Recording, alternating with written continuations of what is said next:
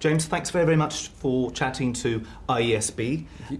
Firstly, a sterling performance in Atonement. Thank you. As always, you show yourself to be a master of different accents, and you've done everything from posh English in the past to Dublin Irish to in your most recent picture, Wanted, North American English. Is this something that comes easily to you, or do you have to work alongside dialect coaches? I think it does come easy to me, but at times I use a dialect coach. I don't, as a rule, I don't like to, but the ones I have, the two that I have worked with, I've found incredibly brilliant, Brendan Gunn and Joe McCulloch. But the thing that I find, and Neil Swain actually on this was hugely advantageous, because we're a lot of posh actors on this film, and I can do a posh English accent, so what's the big deal? It should be fine. But we wanted a real coherence to the period. We wanted a real character running through everybody's accent, so that it did feel like we all came from the same house, we all came from the same place.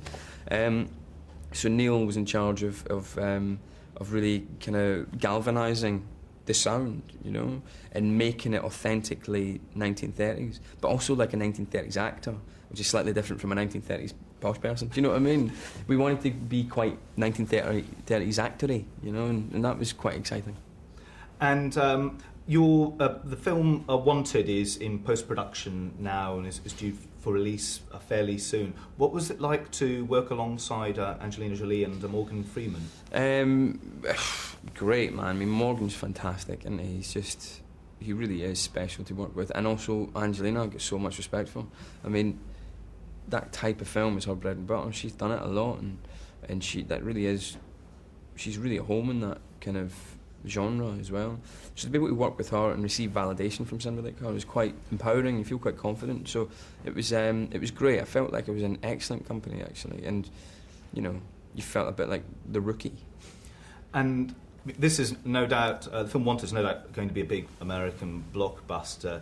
Is there a temptation to cross the pond and... move there? Yeah, to move. Is it something you'd consider? I don't think so. I made a big, humongous move once in my life from Scotland to England, and that was big enough and took me long enough to get over the trauma of that. So I don't think my tiny mind could deal with another big shift.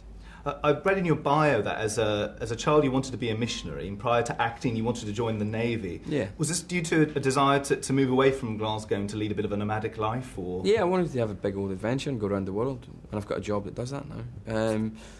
But I realised quickly that becoming a priest was really difficult, and also becoming a Catholic priest, I would have to give up women, which I'd only just found.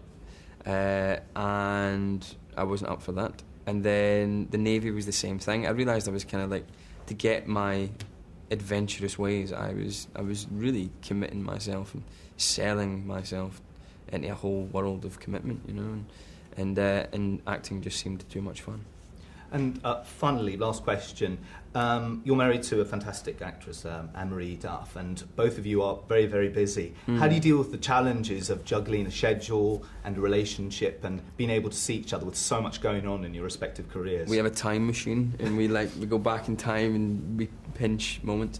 We just try and do the thing of like, you work and I won't, and I'll work and you won't, and but hopefully we just, if one of us is away, we'll go and be with that person as much as we can, and even if it's only for a weekend here or there. Sometimes you're away from each other for 2 or 3 months, like when I went to Africa for Last King, but then sometimes you get to film in London and it's fantastic, So you just have to balance it, but we're both actors, we both understand, and each of us knows what the other one's going through, I suppose. Brilliant. James, thank you very, very much for your time. Thanks, lovely to meet you. Cheers. Bye.